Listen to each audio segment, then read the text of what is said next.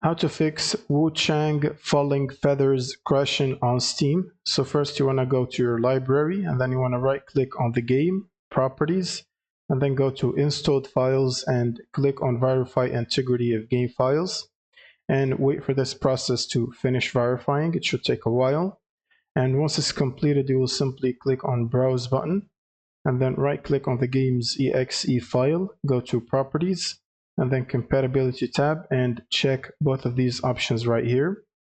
Now you want to click on apply and OK, then close this window, and then go back to the general tab and add -dx11 under launch options.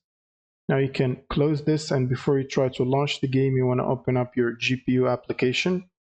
So for NVIDIA it's NVIDIA app. Then you want to go to drivers section and check for updates, and make sure to download and install the latest game ready driver update.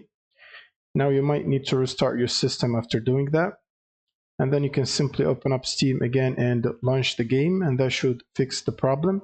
Thank you guys for watching, and subscribe.